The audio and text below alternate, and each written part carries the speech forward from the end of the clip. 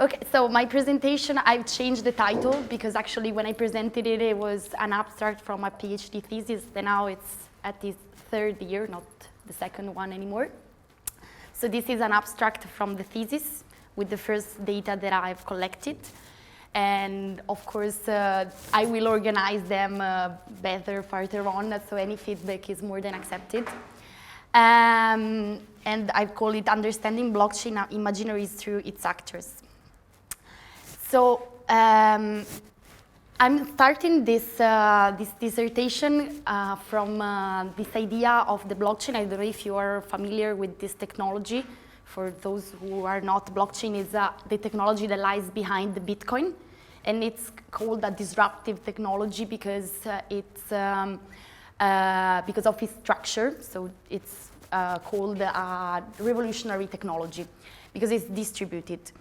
So it uses a distributed ledger. So people that are now working with blockchain, writing about blockchain, and discussing blockchain have come with a set of promises that are interesting for those who are interested in datafication of society. Because, for example, they claim that blockchain as this distributed technology will be helpful for the decentralization of power relations in the datafied society. At the same time as it was for the internet when it was born, blockchain comes with the promise of more democratization and more transparency for data. Blockchain will solve everything, also privacy problems, data ownership problems, also the idea that we live in a society where trust towards institution has been lost. So blockchain comes also with the promise of creating an infrastructure where trust is no longer needed, so a trustless infrastructure. And it does so because through particular contracts, electronic contracts called smart contracts, it eliminates the need of intermediaries in social relations.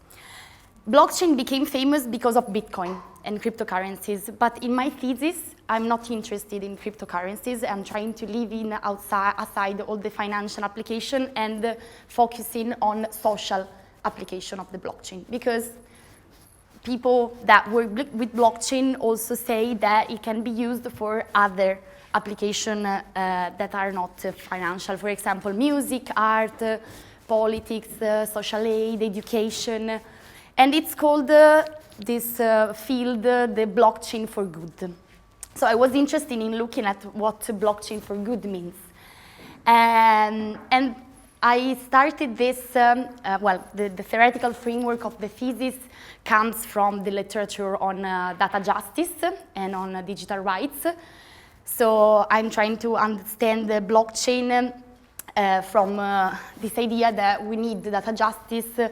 That means we need to incorporate security, autonomy, dignity, privacy, and sustainability to the datafied society. And I'm also having a critical approach to this technology, starting from the idea that technology is not neutral. Technology is embedded with ideologies and values, and it's modeled on visions of the social world.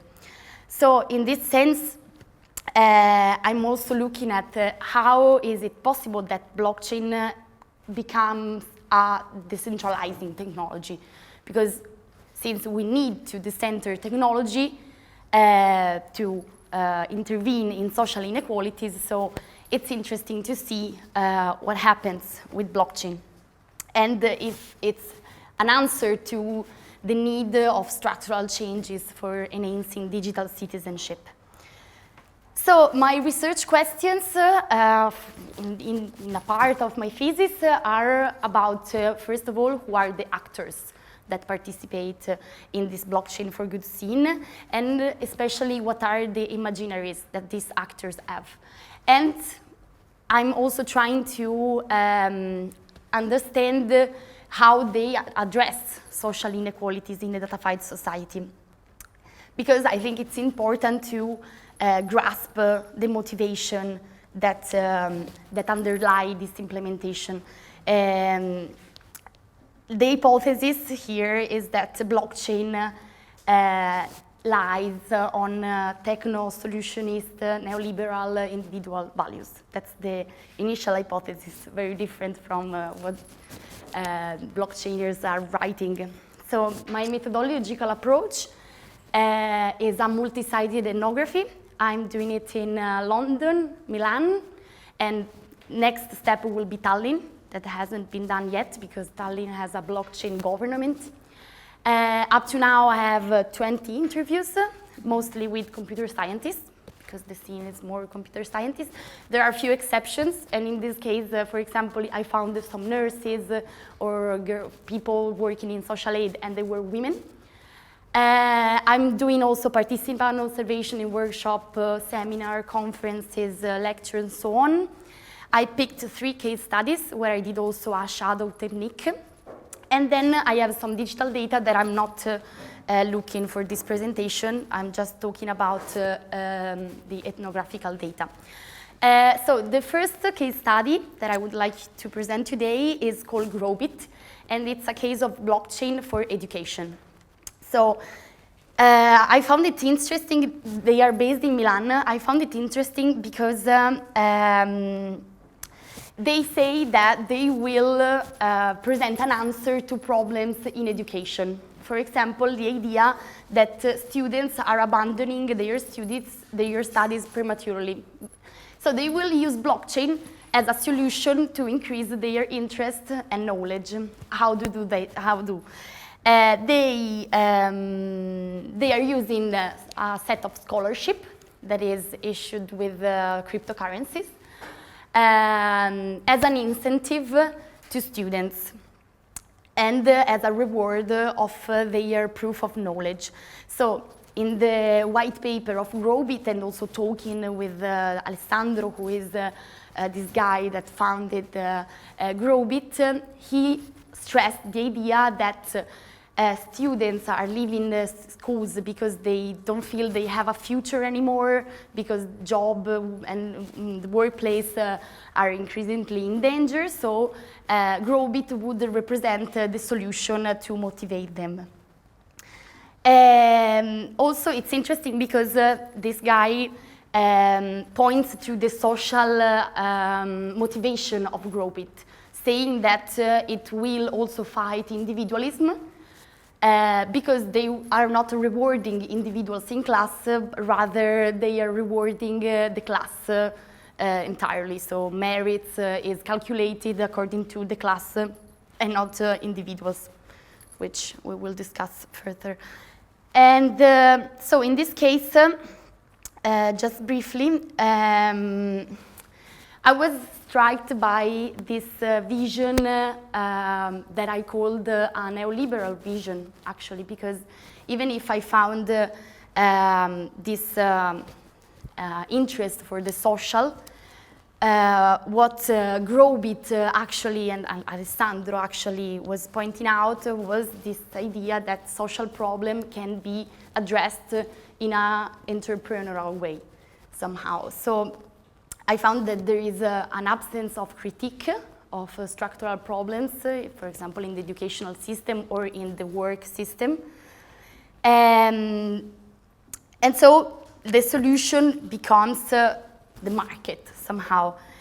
And there is also this idea of meritocracy.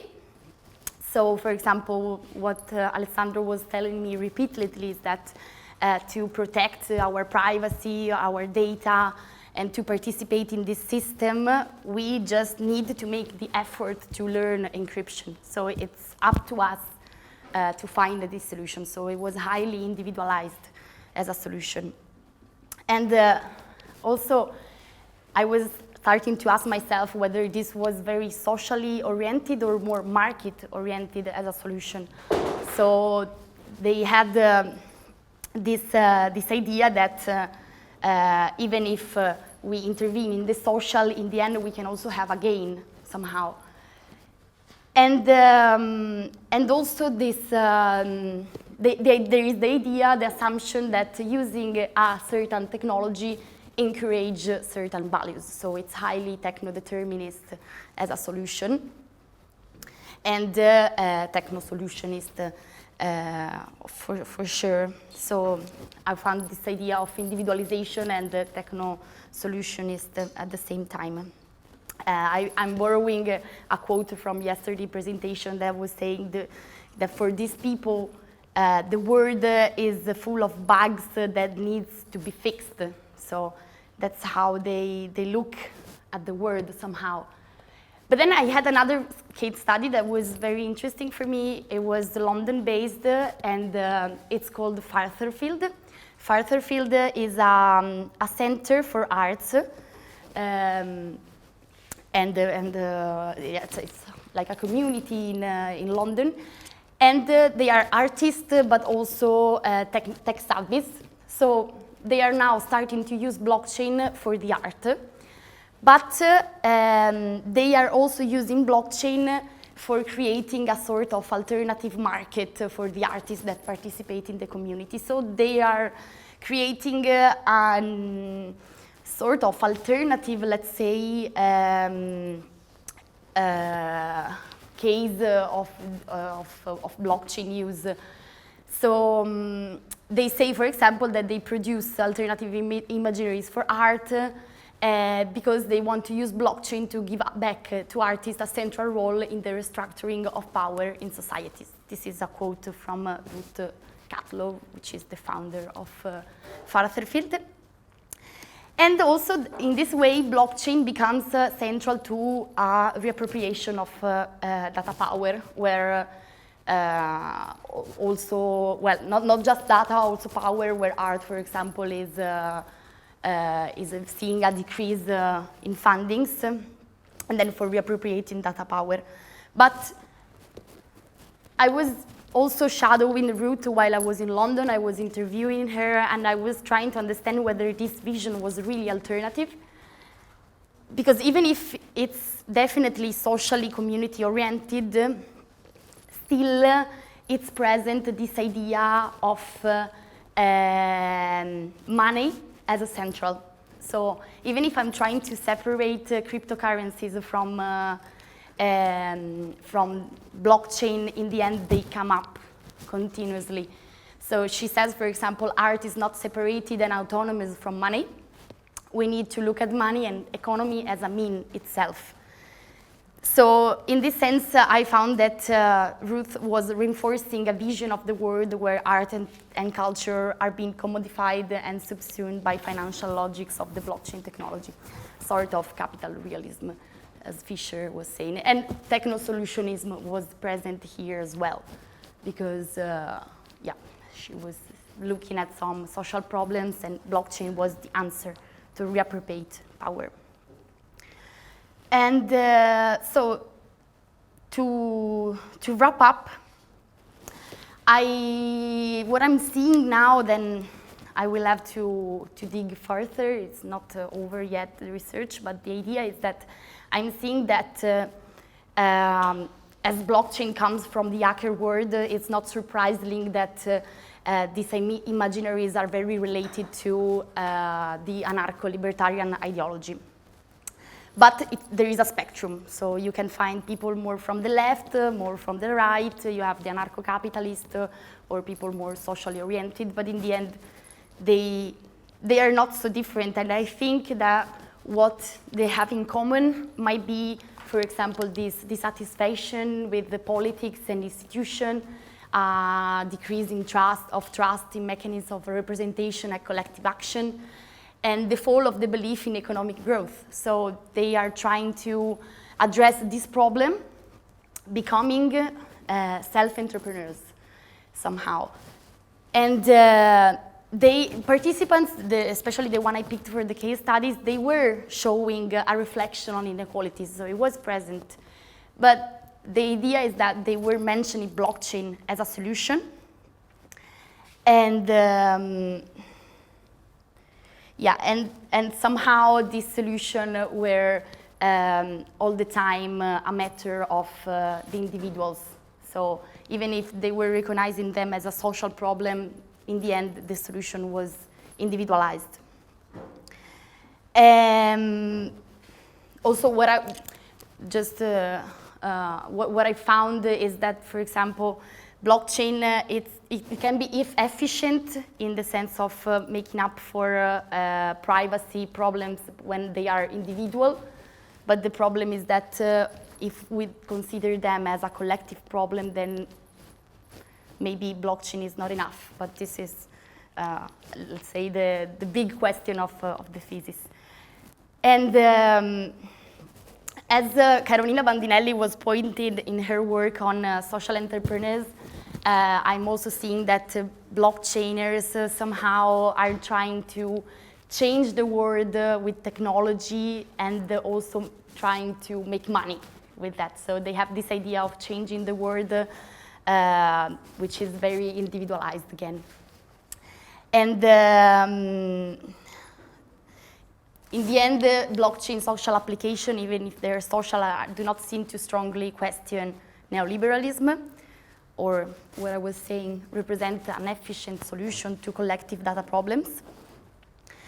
Especially if we start from the idea that a decentered approach contrasts the process-oriented perspective of tech-savvy civil society groups that shy from an analysis of systematic forms of injustice.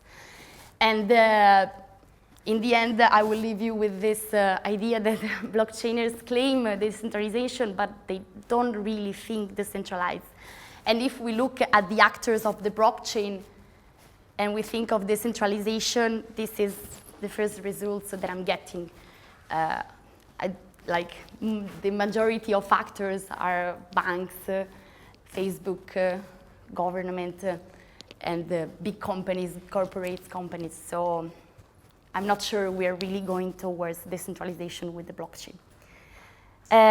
Of course, next question will revolve around the idea of seeing whether blockchain is enhancing digital citizenship in Estonia, for example, for which purpose it's used. And there it represents, for example, an efficient solution to social inequalities. I've already read a work from Anu Mastu that says that it's not, but I will have to go further. Thank you.